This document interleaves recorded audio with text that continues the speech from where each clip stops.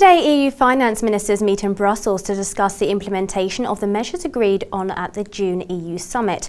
Over the week or so, we've had a decision by the EU leaders to ease the way to direct financing for troubled banks, and the ECB cutting both interest rates to a record low and the deposit rate to zero. Well, here with me now to discuss how this has affected market confidence, alongside sharing his FX outlook for some of the most traded currency pairs, is Jonas Thulin, Head of Global Alpha Strategy at Nordea Markets. Jonas, thank you very much for joining me. Now, when discussing market confidence, particularly in regards to the developments aimed at resolving the European debt crisis, how optimistic are you in regards to these crisis-fighting measures and the speed in which they will be implemented? Well, as you might recall, we had the forecast of 110, first of all, parity since January this year. On the back of that is, of course, our fairly, and not to say, rather very bearish stance on the likelihood and possibility of resolving this crisis through political measures. And we're still in that camp. We haven't seen anything to date that would change our mind. Of course, the pricing action after the last summit was a bit painful, given the fact that we are still short euro-dollar since 142, targeting 120 in that trading recommendation. To be honest, I mean, there was nothing in that meeting that made us change our mind. That's why we sort of stuck to the guns and trying to ride it out. And then, of course, enjoying last week's repricing. Or we think this underlying story that they still haven't agreed on anything materialistic or realistic in that sense. Well, the euro again fell to lows seen back in 2010 against the US dollar ahead of today's meeting. You said you're looking for the euro dollar to trade at around 110 in the next 12 months. But where do you see the euro heading in the very short term? I mean, we were targeting 120, and that's on the back of our recommendation to short the euro dollar from 141.77. So in the scope of that, we're looking for 20 big figures from last autumn, given what we thought was going to be a complete mess in Euroland, both from a business cycle but also from a politician or also policy-wise. And I think that rather a lot of that has played out. If we do reach 120, I think, you know, the next level from that will be, of course, going for 150.50 level, and then 115, and then further down.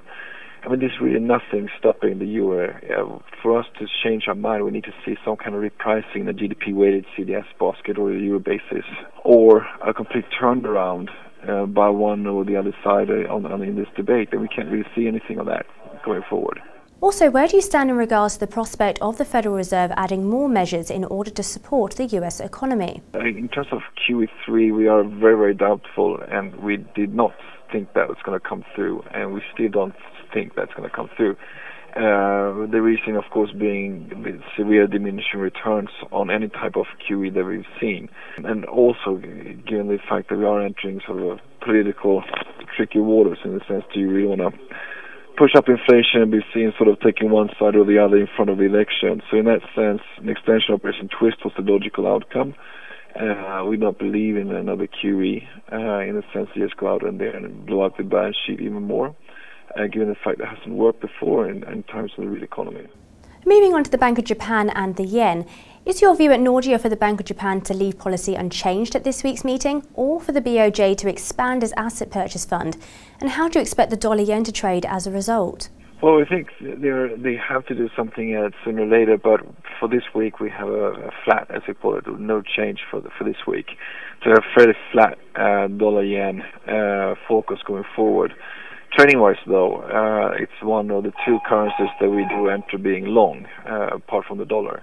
But on the forecast horizon, we're pretty flat, and the outlook here going out then to 12 months is going to break 100 and go up to 102 level, and that's purely driven from that. Hopefully within 12 months we should see some kind of trough in the global business cycle, and that usually pushes up the dollar-yen.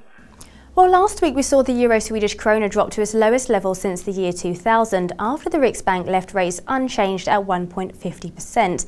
The Swedish krona continues to show its strength across the board. However, analyst opinions are quite divided regarding where they see the Swedish krona travelling on from here and how long it can sustain these gains.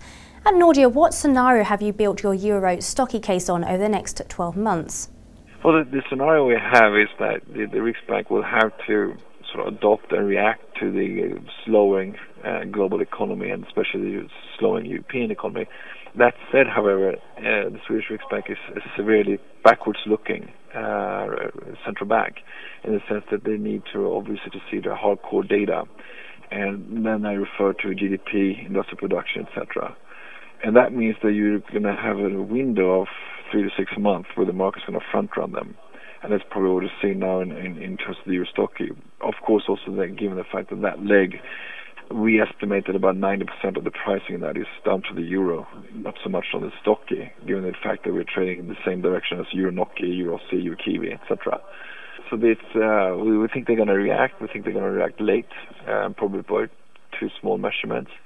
So we actually see, from a trading horizon, we'd like to see euro stocky going down to 840, but the focus is a bit softer, so we think it's going to be pretty flat, and then appreciate slowly further out towards the 12-month forecast as the Riksbank will adopt and cut rates. Jonas, thank you very much for that helpful insight there. Now, coming up on Dukascopy TV this week will be plenty more editions of Targets in Focus, as well as a press review of my colleague Thomas Taplin today, and more exclusive interviews throughout the week. So stay tuned, but for the moment, goodbye.